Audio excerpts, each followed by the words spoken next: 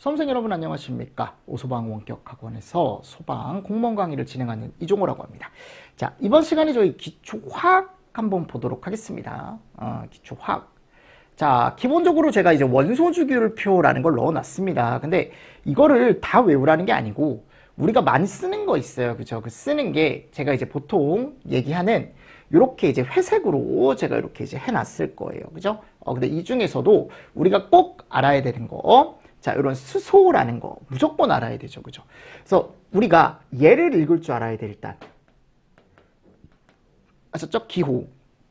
그럼 H는 우리가 기호라고 얘기하고 우리는 얘를 한글로 뭐라고 얘기해요? 수소라고 얘기합니다. 수소. 그리고 아래쪽은 원자 번호인데 원자 번호는 굳이 아실 필요 없고요. 요거를 알아두시면 돼요. 요 위에가 뭐냐면 원자량이라는 요 수소 원자 있죠. 요 수소를 우리가 원자라고 얘기하는데 수소 원자의 무게를 우리가 원자량이라고 얘기합니다. 아셨죠? 수소 원자 무게를 뭐라고 얘기한다고요? 원자량이라고 얘기합니다. 근데 이 원자량은 여러분들 우리 몸무게 잴 때 킬로그램 이런 식으로 재잖아요. 그죠? 얘도 단위라는 게 있거든요. 근데 얘는 그램을 쓸 수도 있고요. 또는 이제 킬로그램이라는 걸 쓸 수도 있어요. 아셨죠? 자, 근데 수소 원자 한 개당 무게가 몇 그램이다, 몇 킬로그램이다 이렇게 얘기를 하는데 이 개라고 하지 않고 우리는 뭐라고 얘기하냐면 몰이라고 얘기합니다. 즉 이거죠. 수소 1몰, 수소 원자 1몰의 원자량은 1이다 라고 얘기하는 거예요. 또는 이게 킬로그램이다 라고 하면은 우린 여기를 킬로몰로 써주시면 돼. 뭐라고 쓰라고요? 킬로몰. 그래서 킬로그램일 땐 킬로몰, 그램일 땐 몰 이런 식으로 해서 결국은 수소 원자 한 개의 원자량은 1g 또는 1kg이 되는 겁니다. 1몰일 땐 g이고 1km몰일 땐 킬로그램이고. 됐습니까? 그래서 이 원자량 1이라는 걸 꼭 암기를 해주셔야 돼요. 수소는. 아셨죠? 이거 되게 잘 나와요. 수소 원자량은. 됐나요? 이거를 활용해서 우리가 문제를 풀 수 있는 게 여러 가지 문제가 있습니다. 됐죠? 수소라는 게 있습니다. 수소. 그래서 수소가 가장 처음 시작이에요. 자, 그럼 얘는 지금 보니까 주기와 족이라는 게 있는데 주기는 모르셔도 돼요. 아셨죠? 우리는 뭐를 알면 되냐면 이 족이라는 걸 알면 되는데요. 1족 원소에 제일 처음 나오는 게 뭐예요? 지금 수소예요. 수소. 그래서 이 1족 원소를 우리가 이름을 뭐라고 하냐면 알칼리 금속이라고 얘기합니다. 뭐라고 얘기한다고요? 알칼리 금속. 알고 계셔야 돼. 그래서 알칼리 금속에는 수소가 있어요. 제일 처음. 자, 그리고 리튬, 나트륨, 칼륨 해가지고 수리, 나, 칼. 됐습니까? 수리, 나, 칼, 수리, 나, 칼, 수리, 나, 칼. 뭐 수리남 칼 이런 식으로 외우셔도 되고. 그래서 우리가 여기 리튬이라는 게 있고 나트륨이라는 게 있고 칼륨이라는 게 있다라는 거 종류를 알고 계시라는 거죠. 그리고 얘네들에 대한 각각의 원자량 아시면 좋지만 리튬은 굳이 모르셔도 돼요. 그리고 이 기호 있죠. 기호. 기호를 봤을 때 얘가 리튬이라는 거 정도는 아셔야 돼. 근데 이 원자량은 굳이 모르셔도 돼요. 왜냐면 우리 쪽에서 많이 안 써요. 그냥 종류만 아시면 돼. 수, 리까지가 알칼리 금속이다. 그리고 두 가지 더 있다고요. 나트륨과 칼륨이라는 게 있는데 나트륨을 우리가 소듐이라고 부르기도 합니다. 칼륨을 포타슘이라고 부르기도 합니다. 근데 아직은 시험에 나트륨이라고 나오고 포타슘 대신엔 칼륨이라는 게 나오니까 오른쪽에 있는 거 살짝 눈으로 그냥 체크 정도 해두시고요. 자, 여기 나트륨이라는 게 나왔고 칼륨이라는 게 나왔죠. 요거 기호 읽었을 때 얘가 나트륨이고 얘가 칼륨이라는 걸 알 수 있어야 된다. 나트륨과 칼륨은 나중에 필요하면 요거를 아시면 좋긴 해요. 이게 왜냐면 나중에 가보면 1종 분말 소화약제나 2종 분말 소화약제의 주성분이 이런 나트륨이나 칼륨이거든요. 그죠? 그래서 나중에 혹시나 이제 분말 소화약제 어떤 분자량이나 이런 것들을 구할 때가 있을 때, 그럴 기회가 있을 때 많이 없지만 그때 활용이 가능하지만 시험 문제가 이 원자량 가지고 활용하는 문제는 그렇게 썩 많이 나오진 않습니다. 아셨죠? 그냥 체크 정도만 해두시고 대신에 얘는 꼭 아셔야 돼. 이 원자량은. 됐나요? 무슨 말씀인지 아시겠죠? 자, 그래서 얘네들을 우리가 뭐라고 얘기한다? 알칼리 금속족에 있는 알칼리 금속들의 종류가 되는 거야. 수리, 남칼, 수리, 나칼. 됐습니까? 자, 근데 얘네들을 같은 족에 묶어놓은 이유는 뭐냐면 얘네들이 어떻기 때문에 성질이 비슷하기 때문에 같은 족끼리 묶어놨다라고 생각하시면 됩니다. 자, 오른쪽에 2족이 있어요. 2족. 몇 족이요? 2족. 이족. 자, 이족에는 뭐가 있냐? 배마칼이 있습니다. 배마칼. 그죠? 근데 이것도 여러분들 베릴륨 읽을 수 있으면 좋아요. 근데 이거 원자량 시험제 잘 안 나와요. 그리고 마그네슘, 요거는 알고 계시면 좋습니다. Mg 마그네슘, Mg 마그네슘. 이거 여러분들 우리 Mg 새마을금고 아니에요. 예전에 어떤 분이 저한테 Mg라고 제가 처음에 하니까 그 새마을금고 아니야, 여러분들. Mg는 뭐예요? 마그네슘입니다. 됐죠? 그래서 요게 이제 원자량까지 살짝 보시면 좋긴 한데 많이 나오진 않습니다. 마그네슘도. 근데 아까 나트륨이나 칼륨처럼 그냥 한 번 정도 그냥 체크 정도 하시고 넘어가시고, 칼슘도 많이 나오지 않습니다. 대신에 CA가 뭔지를 아셔야 돼, 당연히.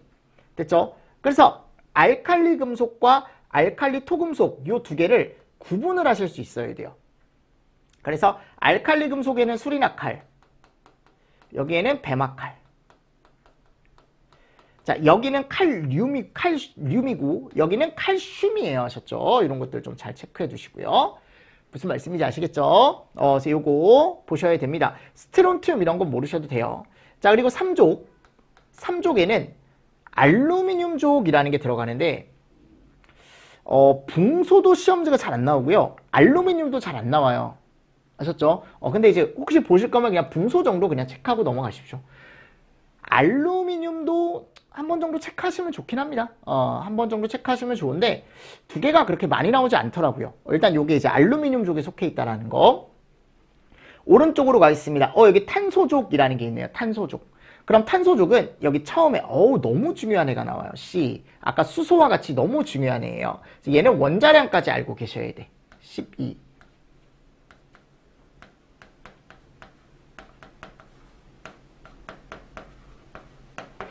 무슨 말씀인지 아시겠죠? 네, 그래서 탄소는 되게 중요해요. 꼭 아셔야 됩니다. 뭐 귀속, 게르마늄, 주석, 모르셔도 돼요. 아래는 탄소 정도 체크하고 넘어가시면 됩니다. 됐죠? 오케이. 바깥쪽에 여러분들 오늘 봄비가 오네요. 봄비가 엄청 많이 오네요.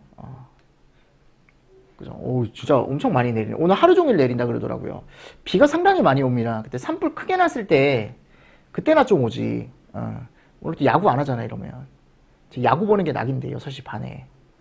그죠? 뭐 그게 중요한 건 아니겠지만 이제 강의하고 이제 끝나고 집에 가서 야구 딱 보면서 LG 트윈스 경기 딱 보면서 이제 맥주를 잘 안 마셔요, 요즘.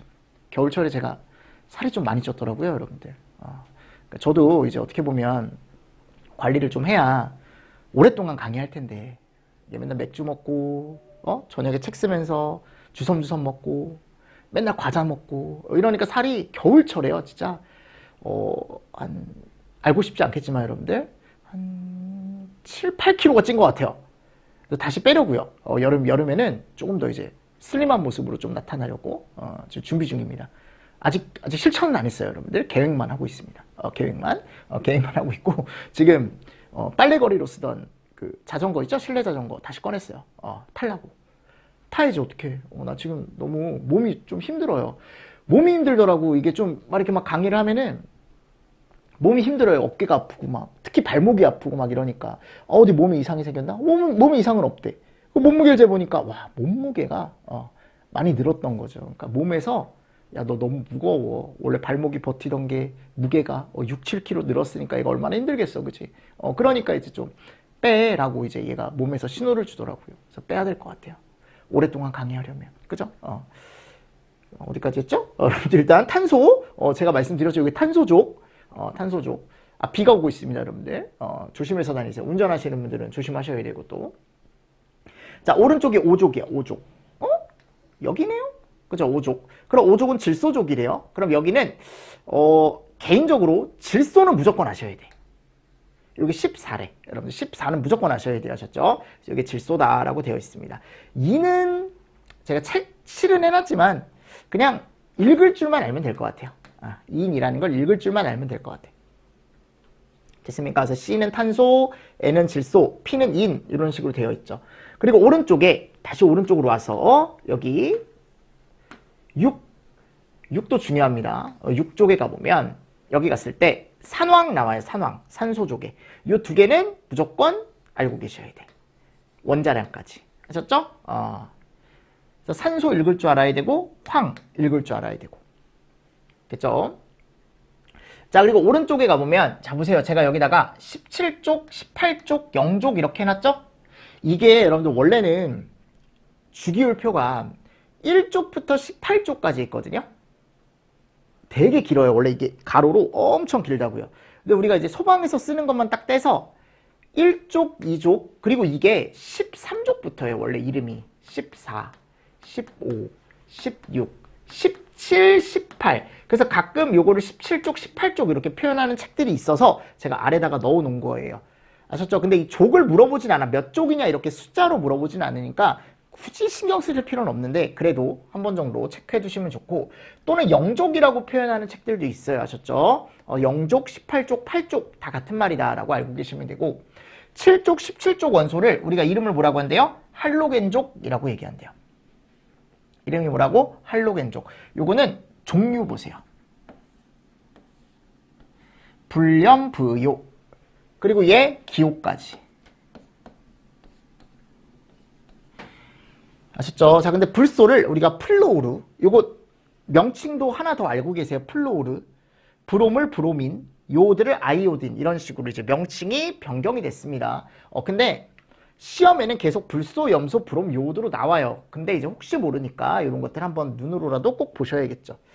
그래서 불염부요라고 되어 있습니다. 불염부요. 이걸 왜 알고 계시라고 말씀드리냐면 나중에 얘를 가지고 얘를 만들거든요. 무슨 소화약제요? 할론 소화약제라는 걸 만들기 때문에 이 할론족은 알고 계시면 좋습니다. 요걸 가지고 이제 부를 거예요. 아셨죠? 요걸 가지고 부를 거예요. 일단 그렇게만 알고 계세요. 지금은. 그리고 여기 맨 오른쪽에 불활성 기체족이라고 있습니다. 이걸 가지고 불활성 약제라는 걸 또 만들 거예요. 나중에. 그래서 이것도 종류 정도. 딱 요 정도만. 헬레아크 정도? 이것도 종류 정도 아시면 돼요.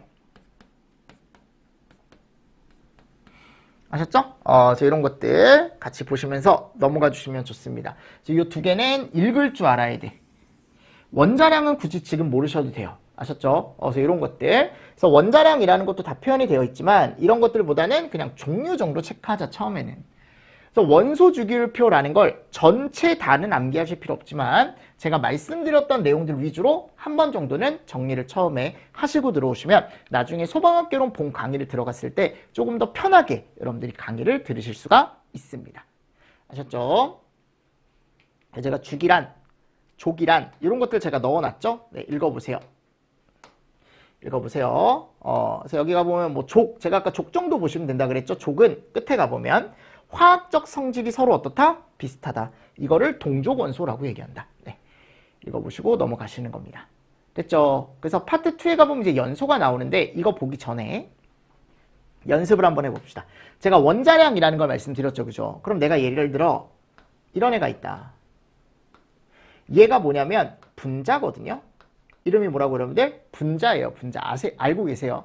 그러니까 이 분자 CO2라는 분자, 얘가 이제 이름이 뭐냐, 이산화탄소라는 애인데 이 이산화탄소 분자는 어떻게 만들어진 거냐면 위에 나와 있는 원자들 있죠. 원자들. 이 원자들이 모여서 이 분자를 만든 거거든요. 그러니까 무슨 말이냐면 C와 O와 O가 만나서 하나의 덩어리인 CO2라는 분자를 만든 거예요. 즉 탄소 원자 한 개와 산소 원자 한 개, 산소 원자 한 개, 즉 산소 원자 두 개죠. 그죠? 얘네들이 만나서 서로 손을 잡아서 분자라는 덩어리 하나를 만들었다라고 생각하시면 됩니다. 즉 요 위에 나와 있는 애들은 가장 작은 애들이에요. 그럼 이 가장 작은 애들이 모여서 요 큰 덩어리 하나를 만들었다라고 생각하시면 됩니다. 무슨 말씀인지 아시겠죠? 그럼 얘의 무게를 구할 수가 있는데 얘 무게를 우리가 분자량이라고 얘기합니다. 그럼 탄소 하나는 원자량이 12라 그랬죠. 그리고 산소는 얼마예요? 16이죠. 바로 위에 나와 있으니까요. 그럼 이렇게 되면 얘가 얼마가 나옵니까? 44가 나옵니다. 얘를 우리가 이산화탄소의 뭐라고 얘기한다? 분자량이라고 얘기한다. 무슨 말씀인지 아시겠죠? 네. 그죠? 그래서 요거 하나 잘 보시면서 넘어가 주시면 됩니다. 이거 나중에 우리가 분자량 구하기나 이런 거 다 연습해요. 근데 이 분자량을 구하려면 원자량을 알아야 구할 수 있기 때문에. 근데 요즘 시험에서 여러분들 원자량을 다 주거든요, 일반적으로. 근데 주는데 혹시 또 안 줄 수도 있잖아요. 제가 그랬죠. 작년에 제가 뭐라고 했냐면 수업하면서 연소범위라는 걸 알려드렸을 거예요. 뭐 수사치료라던가 매우시보라던가 이런 것도 알려드리면서 보통 시험에서 준다. 그래도 이제 사람 일이라는 게 또는 시험이라는 게 이제 혹시 모르니까 그냥 외우고 가라라고 제가 말씀드렸죠. 외우셔야 된다. 대표적인 건. 근데 이번에 어떻게 했어요? 안 줬잖아요. 그거를. 그죠? 그러니까 일반적으로 여러분들 주는 게 맞아요. 이게 왜냐하면 이제 제가 조건에 따라 조금 달라질 수 있는 값이기 때문에 그냥 뭐 확실한 조건이 있으면 뭐 굳이 안 줘도 되지만 근데 일반적으로 줬으니까 주는 게 맞는데 이번에 안 줬잖아요. 그죠? 그러니까 혹시 모르니까 외우고 가셔야 돼. 대표적인 애들은 원자들은 뭐 전체 다를 외우셔도 되지만 전체 다 외우실 필요는 없을 것 같아요. 아셨죠? 그래서 나중에 이제 부분 필요한 게 있으면 가져오지 무조건 외워야 되는 건 아까 제가 말씀드렸던 내용 정도 무조건 암기를 해야 되는 원자량은 우리가 아까 얘기했던 뭐 수소, 탄소, 산소, 질소 요 정도지 나머지들은 뭐 황도 하나 보시면 좋고요. 제가 아까 황도 하나 보시라 그랬죠. 그죠? 황도 하나 보시면 좋고 32라고 해가지고 뭐 그런 것들 외에는 굳이 지금 그거를 다 암기하실 필요는 없을 것 같아요. 처음에는. 아셨죠? 그래서 원소 주기율표를 가지고 우리가 이렇게 원자량이라는 걸 가지고 오고 원자량을 가지고 이렇게 분자량까지 구할 수 있다는 걸 처음에는 좀 보시면 좋을 것 같습니다. 그래서 파트 1은 약간 개요처럼 했고요. 자, 파트 2 이제 연소입니다. 제가 6에서 한 7문제 정도 출제가 된다라고 했었고요. 그죠? 처음에는 우리가 어려운 내용을 하는 게 아니고 그냥 연소라는 게 뭔지 그리고 연소 이론에서 나오는 용어의 정의 이런 것들 위주로 제가 체크를 해드릴 거예요. 아셨죠? 어려운 내용이 없으니까. 자, 그럼 먼저 연소라는 걸 먼저 볼 거예요. 연소의 정의라는 걸 볼 건데 자, 연소 정의 보겠습니다. 제가 아까 그랬죠? 가연물이 있어야 된다고요? 가연물. 그리고 거기에 얘가 꼭 있어야 돼. 산소. 그죠? 그래서 우리가 이 산소와 반응하는 걸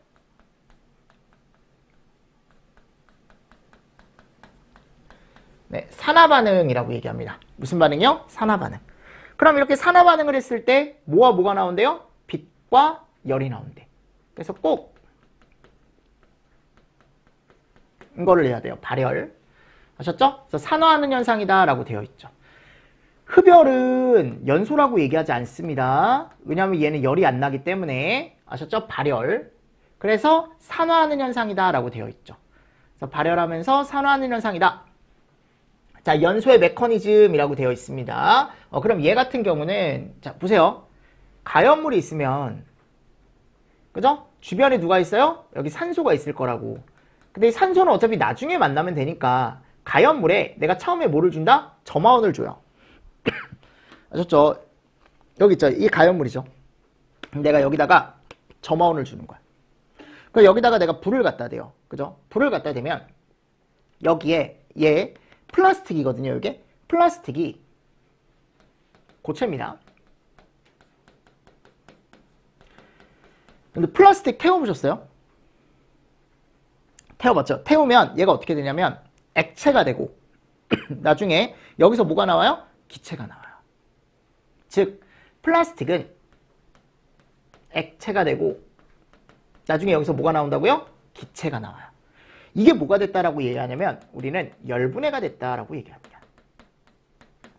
자, 지금부터 저하고 이제 얘기할 때 고체는요, 여러분들 최종 상태가 기체가 돼야만 연소가 되는 거야. 이 고체 자체가 타는 게 아니에요. 우리가 여기다 불을 붙이잖아요. 그럼 얘가 녹아요. 그러니까 녹으면서 여기서 부글부글 끓어. 부글부글 끓으면 거기서 이제 뭐가 나와? 그 끓는 거에 의해서 거기서 막 기체가 막 나와요. 기체가 막 나와요. 그럼 그 기체가 주변에 누구와 만나요? 산소와 만나요. 아셨죠? 그래서 그 기체가 타는 거야. 걔를 우리가 연소라고 얘기하는 거라고요. 무슨 말씀인지 아시겠습니까? 그래서 열분해 과정이라는 게 있어야 우리가 연소가 가능하다라고 지금은 알고 계십시오. 그래서 고체가 딱딱한 고체가 액체가 되고 그 액체가 다시 기체가 되면서 거기서 이제 기체가 나오는 게 주변에 있는 누구와 산소와 만나요. 그럼 그 기체가 산소와 만나 있는 상태에서 거기에 이제 불이 붙었을 때 그게 이제 불꽃처럼 내 눈으로 보이는 거야. 아셨죠? 그래서 그거를 먼저 이해를 하셔야 돼. 그래서 항상 이 열분해 과정이라는 게 동반이 됐을 때 얘가 나온다라는 거죠.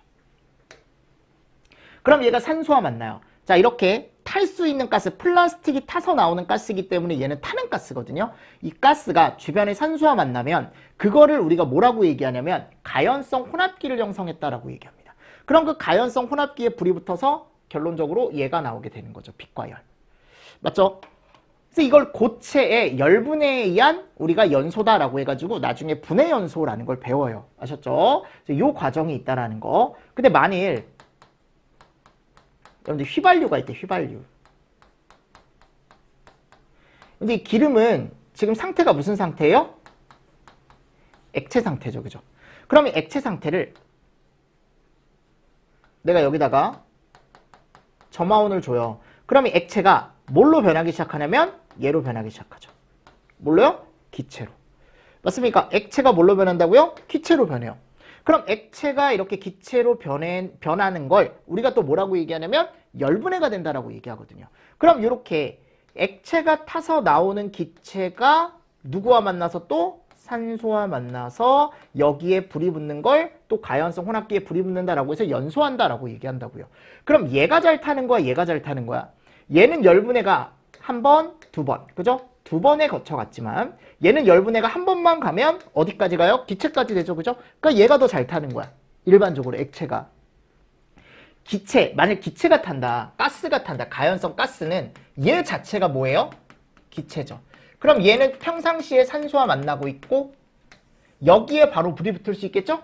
열분해 과정이 필요가 없죠? 그러니까 기체가 제일 위험한 거고. 그러니까 우리가 보통 얘기했을 때 고체, 액체, 기체를 비교를 하면 기체가 제일 위험하다라고 하는 게 얘는 열분해가 필요가 없어요.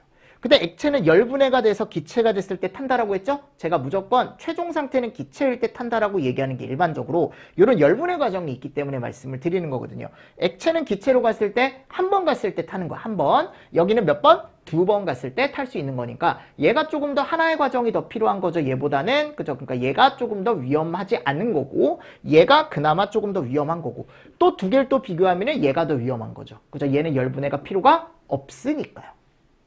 무슨 말씀인지 아시겠습니까? 그러니까 이런 것들을 제가 나중에 조금 더 자세하게 설명을 드립니다. 지금은 그냥 이런 거구나 라는 거 느낌 정도만 보시라고 기초 강의 때는. 됐죠? 이름이 기초잖아요. 그죠? 기초인데 너무 깊게 들어가면 안 될 거 아니야. 깊게 들어가요? 그러면 여러분들 Alt F4 누를 것 같아가지고 아이씨 안 봐요.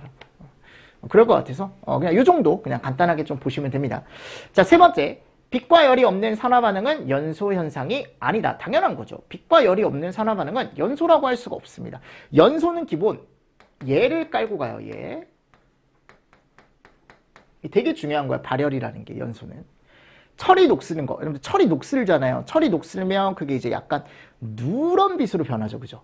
맞습니까? 누런빛으로 변하는데 그 누런빛으로 변하는 철이 녹슬는 현상은 이거는 연소가 아니라고요. 왜냐하면 거기서 빛과 열이 나오지 않습니다. 그죠?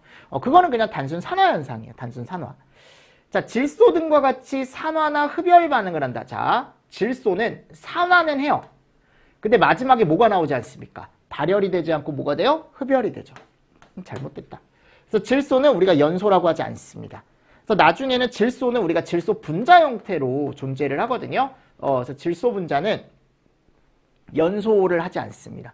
그래서 얘를 가지고 우리가 이제 뭐를 이용하냐면 나중에 약재라는 걸 이용을 해요. 얘를 약재로 많이 씁니다. 질소라는 걸. 흡열 반응을 하기 때문에 얘가 나중에 배워요. 자, 다음 산화와 환원이라는 게 있습니다. 산화는 산소를 얻거나 수소 또는 전자를 잃는 거다. 환원은 산소를 잃거나 수소 또는 전자를 얻는 거다. 그러니까 내가 산화는 기본적으로 요 앞에 있는 게 되게 중요한 거야. 산소를 어떻게 한다? 얻는다. 환원은 산소를 잃는다. 자, 산소를 얻었으니까 내 입장에선 산소를 가지고 왔어요. 그럼 내 몸에서 가지고 온 만큼 빠져나가야 되거든? 내가 음식을 좀 또 지저분한 얘기인가요? 먹으면 나오잖아. 그지? 나오잖아. 맞습니까? 질량 보존. 뭐 당연히 이제 먹는 게 뭐 좀 더 살이 또 찔 수도 있지만 뭐 그게 중요한 게 아니고 먹는 만큼 나오는 거니까 똑같은 거야. 산소를 얻었으니까 내 몸에 있는 뭔가가 빠져나가야 될 거 아니야. 그 빠져나가는 게 수소와 전자라고요. 근데 이걸로는 뭐 시험 문제가 많이 나오지 않으니까 환원은 반대예요. 내 몸에 있는 산소가 빠져나갔으니까 주변에 있던 누군가가 얘를 채워줘야 되는 거예요. 수소 또는 전자를 얻는 걸 얘기한다. 그래서 산화와 환원에 대한 그냥 정의 정도 그냥 보시면 된다고요. 예전에는 산화 반응이 뭐냐, 환원 반응이 뭐냐, 뭐 이런 게 이제 시험 문제가 나오기도 했었는데 요즘은 너무 쉽죠. 그렇게 나오면 시험이 그렇게 안 나와요. 하셨죠? 그래서 산화 환원이라는 게 이제 보기 같은 데 들어가 있을 때 산화가 뭐였지? 환원이 뭐였지? 라고 했을 때 여러분들이 그거를 알 수만 있으면 돼. 산화가 이런 거구나, 환원이 이런 거구나. 그죠?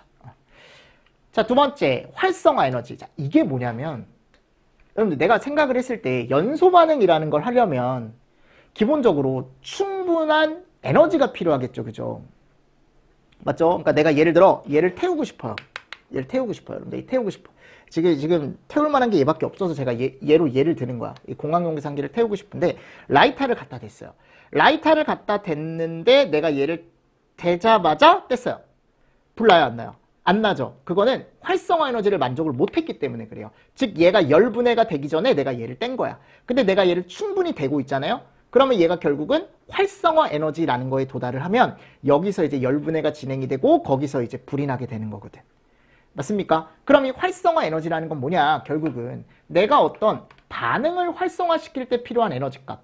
그럼 우리가 반응 중에 제일 대표적인 게 연소 반응이라는 게 있었으니까 그 연소 반응 또는 화학 반응에 필요한 에너지를 우리가 뭐라고 얘기한다? 활성화 에너지라고 얘기한다. 그러면 내가 A라는 물질이 활성화 에너지가 1이래 필요한 게 B라는 물질은 활성화 에너지가 10이래. 그럼 뭐가 더 태우기 쉬운 거예요? 뭐가 더 반응시키기 쉬운 거야? 얘는 1 정도의 에너지로 활성이 되는 거고 얘는 10 정도의 에너지로 활성화되는 애면 당연히 얘가 더 쉬운 애겠죠. 얘는 1만 있어도 활성화가 되니까 반응이. 무슨 말씀인지 아시겠습니까? 제 말? 그러니까 작은 애가 훨씬 더 반응하기 쉽다라는 겁니다. 그래서 활성화 에너지가 작으면 반응 속도가 빠르고 활성화 에너지가 크면 반응 속도가 작은 거죠. 됐나요? 그러니까 조그만 에너지에도 되게 반응을 잘하는 거지. 그죠? 그래서 이런 애들이 연소가 잘 되는 애. 얘는 연소가 잘 되지 않는 애가 되는 겁니다. 맞죠? 그래서 우리가 이런 그래프를 보면 뭐를 보면? 그래프를 보면 여기 지금 에너지 그래프가 있습니다. 에너지 그래프. 자, 얘가 반응 전이고 얘가 반응 후거든요. 얘가 반응 전이고 반응 후거든요. 어떠한 가연물, 그죠? 어떤 가연물 또는 물건을 내가 태우기 위해서 필요한 활성화 에너지가 얘는 이만큼이래. 얘는 요만큼이래. 그럼 당연히 얘가 더 잘 타는 그래프겠죠. 그쵸? 그래서 나중에 요거는 조금 더 자세하게 보시면 되는데 약간 돌을 굴린다라고 생각하시면 돌을 굴린다라고 생각하시면 얘는 언덕이 높으니까 좀 힘들게 반응을 하는 거고 얘는 쉽게 올라갔다가 떨어지는 거죠. 그죠? 그래서 얘는 활성화 에너지가 큰 반응은 반응 속도가 느린 거고 활성화 에너지가 작은 반응은 반응 속도가 빠른 거고. 그죠? 그래서 얘 이름을 우리가 뭐라고 한다? 활성화 에너지라고 얘기한다. 활성화 에너지. 자, 근데 우리가 세 번째 가보면 이제 완전 연소나 불완전 연소라는 게 있는데 자, 지금은 일단 요 정도 보세요. 그래서 산소 공급이 그죠? 산소 공급이 충분할 때 그죠? 산소 공급이 충분할 때 무슨 연소를 일으킨대요? 완전 연소를 일으킨대. 그죠? 그리고 여기가 보면 가연물에서 이산화탄소가 이게 되게 중요한 얘기야. 이산화탄소. 자, 근데 불완전 연소는 뭐냐면 산소가 연료와 불충분할 때. 그러니까 이거는 쉽게 얘기하면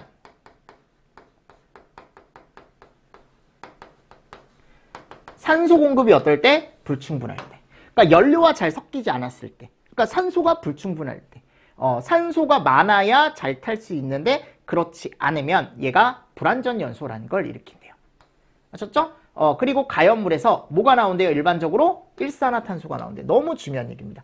그래서 CO2와 뭐가 나오더라? 얘가 나오더라. 일산화탄소가 나오더라. 요거는 각각 여러분들 알고 계시면 너무 좋습니다. 그래서 이거를 기본으로 깔아두고 여기에 하나가 더 나오는 물질이 있는데 얘가 나와요. 얘 수증기.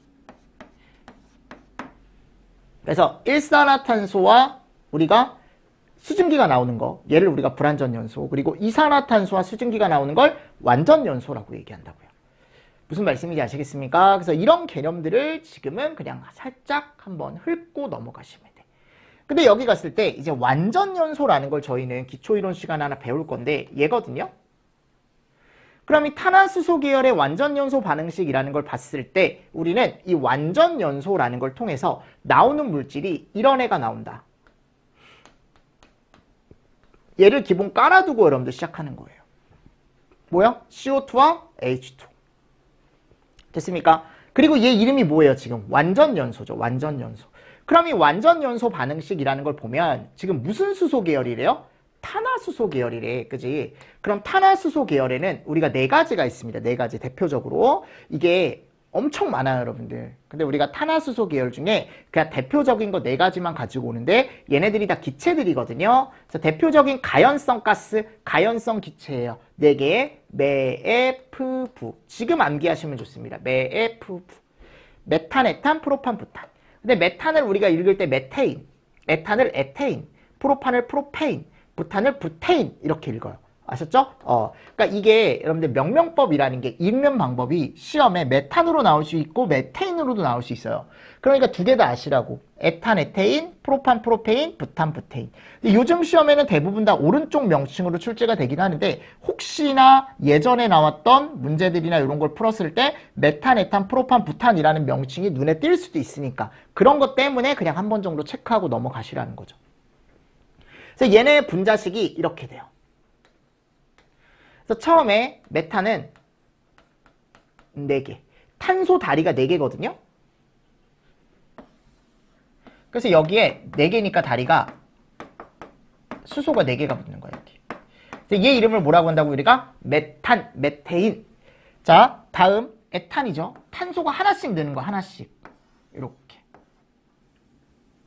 그죠? 그럼 여기가 다리가 4개씩이라 그랬죠.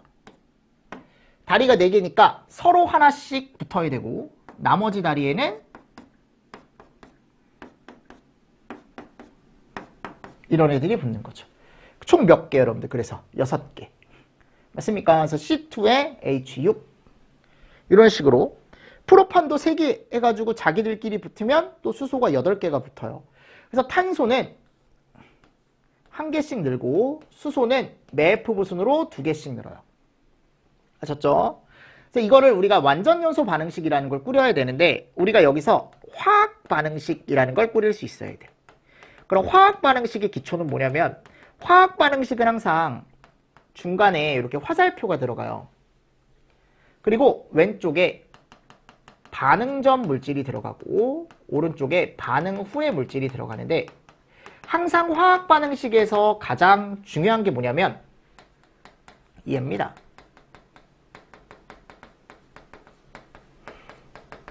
무슨 보존의 법칙? 질량 보존의 법칙. 아셨죠? 이 질량 보존의 법칙을 만족한다는 걸 꼭 여러분들 머릿속에 가지고 가셔야 돼. 무슨 보존의 법칙이요? 질량 보존의 법칙. 아셨죠? 그래서 이 질량 보존의 법칙이 상당히 중요한 법칙입니다. 그래서 반응 전의 양과 반응 후의 양이 항상 어떻다? 같다. 양은 항상 같다라는 거. 됐죠? 그래서 질량 보존의 법칙을 만족을 한다라는 것만 잘 알고 계시면 되고 우리는 뭐를 볼 거냐면 자, 얘가 메탄이라 그랬죠. 메테인. 메탄을 산소와 반응을 시켰을 때 내가 얘가 뭐가 되고 싶다고요? 지금 완전연소를 시키고 싶다 그랬잖아요. 그럼 완전연소가 됐을 때 여기에 얘가 나온다고 얘. CO2와 뭐요? H2. 그죠? 요거를 기본 여러분들 기본으로 해서 항상 생각을 해주셔야 돼. 완전연소 반응식이라는 걸 우리가 만들 때 그러면 우리가 요 앞에 있는 숫자를 채울 수 있어요. 결론적으로. 이거를 써놓고 하면 마찬가지 C2에 H6일 때 그죠? 산소와 만나면 완전연소가 되려면 CO2와 뭐가 나와야 된다고요? H2O가 나와야 된다면서요. 이걸 먼저 써놓고 우리 요 숫자를 유추해 보는 거야 이제. 근데 어떻게 유추하냐? 항상 무슨 보존의 법칙에 의해서? 질량 보존의 법칙에 의해서 유추를 해보는 겁니다. 그래서 나중에 우리가 뭐를 쓰냐면 얘를 써요. 얘. 우리가 요 봐봐요. 산소 분자죠. O2니까 산소 분자 앞에 있는 요 숫자를 몰수 또는 산소의 부피라고 얘기하는데 얘를 우리가 문제에서 쓰는 경우가 되게 많거든요. 그래서 요거를 사용하기 위해서 우리가 요 완전연소 반응식을 한 번 정도는 만들어 보면 좋거든요. 그럼 요 숫자를 유추해 봅시다. 왜 여기 2가 들어가고 왜 여기 2가 들어가는지. 그러면 제가 메탄, 에탄은 한번 지우고 메탄부터 한번 볼게요. 그럼 여기에 질량 보존 법칙을 이용해서 지금 이 안에 구성되어 있는 게 탄소도 있고 수소도 있고 산소도 있거든요. 그럼 왼쪽을 보겠습니다. 왼쪽 반응 전부터 뚱뚱뚱뚱 나눠서 그럼 탄소는 왼쪽에 몇 개 있어요? 하나 있죠. 하나. 수소는요? 4개, 산소는 2개가 있습니다. 그죠? 그리고 오른쪽에 탄소 하나 이거는 봐봐요 여러분들. 봐봐요.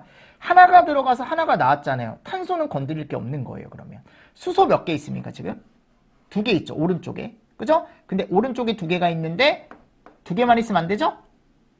곱하기 2를 해주죠. 왜냐하면 2개가 같아져야 되니까. 그러니까 이게 되게 중요하다라는 거, 내 말은. 그럼 곱하기를 어디다 해주냐? 요 앞에. 분자식 앞에다가 써주는 거예요. 이렇게. 그러면은 얘가 2 곱하기 2에서 총 4개가 나오는 거고. 그러면 자, 산소는 2개 썼죠? 이 오른쪽에 산소 몇 개 있는지 보세요. 2개 있죠? 그죠? 그리고 여기 산소 몇 개 있어요? 또 앞에 2개 있죠? 4개네? 근데 이 4개와 이게 같아지려면 여기에도 어떻게 해줘야 돼? 앞에다가 곱하기 1을 해줘야겠죠. 항상 분자식 앞에 이렇게 써주는 거라고요. 이렇게 되면 질량 보존이 만족을 하면서 우리가 메테인, 메탄의 완전 연소 반응식이라는 걸 하나 만든 거예요. 이거를 만들 줄 알아야 돼. 근데 어차피 나중에 가면 얘를 그냥 외우면 돼요. 메탄은 2몰이 필요하다. 산소 분자. 그죠? 에탄은 3.5몰이 필요하다. 프로판은 5몰이 필요하다. 부탄은 6.5몰이 필요하다. 됐습니까? 네. 그래서 결국은 처음에 시작했을 때 여기 2몰부터 시작해서 1.5씩 늘어나죠? 규칙이 있어요. 또 2, 3.5, 5, 6.5 이런 식으로. 무슨 말씀인지 아시겠죠? 이런 식으로 이제 내려오는 거죠. 내려오는 거죠. 그리고 여기 오른쪽에 가보면 이산화탄소와 여기 수증기라는 게 있습니다. H2O. 맞죠? 그래서 여기도 어떻게 한다? 여기 내려오는데 여기가 1, 2부터 시작해서 1, 2, 3, 4, 2, 3, 4, 5 이렇게 규칙성이 있긴 해요. 근데 한 번 정도는 이렇게 만들어 보면 좋다라는 거죠. 맞습니까? 네. 그래서 여기 지금 메탄이라는 게, 메테인이라는 게 산소 분자, 보통 산소는 여러분들 분자 형태로 존재하거든요. 이렇게 산소 분자와 만났을 때 오른쪽에 이산화탄소와 H2O는 수증기, 물이에요. 물이 나오더라. 근데 걔가 이제 몇 개가 돼야 얘가 이제 질량 보존을 만족을 하냐라고 해가지고 완전 연소 반응식이라는 걸 만들어 간다라고 생각하시면 됩니다. 아셨죠? 그럼 여러분들이 지금 잠깐 멈추시고 에탄도 한번 해보시고 프로판도 한번 해보시고 부탄도 한번 해보십시오. 아셨죠? 한번 해보세요. 지금 해보세요. 여러분들 잠깐 멈추시고. 자, 그럼 멈추고 여러분들이 했다라는 가정하에 제가 하나만 더 해보겠습니다. 그럼 이번에는 부테인 한번 해볼까요? 부테인. 자, 숫자 쓰지 말고 얘를 산소와 만나게 해서 얘가 나오게만 하면 되는 거예요. 이렇게. 완전 연소니까 아까 제가 수증기도 나온다 라고 했으니까요. 쓰고 땡땡땡땡 해서 그죠? 왼쪽에 탄소 4개 10개 2개 써놓고 자 이제 왼쪽과 오른쪽을 맞춰가는 겁니다. 그러면 오른쪽에 자 탄소 몇 개? 하나죠. 근데 이게 4개가 나와야 되잖아요. 그럼 앞에다가 4 써줘요. 무슨 말씀인지 아시겠습니까? 그러니까 이 4라는 걸 잘 써주셔야 된다고. 그러면 수소는요. 지금 2개 있죠. 2개. 원식에는. 근데 이게 10개가 돼야 되니까 5. 끝났네요. 5. 그죠? 그럼 이제 산소가 몇 개일 거냐. 산소는 4, 2, 8. 그죠? 5, 1은 5. 그러면 13이네요. 맞죠, 여러분들? 그럼 얘가 13개가 나와야 되니까 여기에는 얘가 몇 개가 될 거냐? 곱하기 6.5가 돼야겠네. 대체 어떻게 나오는지 아시겠죠? 그러니까 이런 식으로 메탄, 에탄, 프로판, 부탄을 여러분들이 한 번 정도 꼭 해주시면 되고 나중에 중요한 건 뭐라고? 요거 산소 분자요, 몰수, 부피 이것만 알면 문제를 풀 수 있는 게 되게 많아요. 아셨죠? 그래서 나중에 이런 것들을 연습을 할 겁니다. 그래서 이런 것들을 꼭 연습을 해보고 넘어오시면 너무 좋습니다. 우리가 기본 책 나가기 전에. 됐죠? 자, 그리고 5번째가 보면 이제 연소의 3요소와 4요소라는 게 나오는데 요거는 제가 조금 쉬었다가 여러분들하고 또 뒤쪽에 우리가 봐야 되는 내용들을 기초 쪽에서 한번 더 체크해 보도록 하겠습니다. 자, 이번 시간도 너무 수고 많으셨습니다. 수고하셨습니다.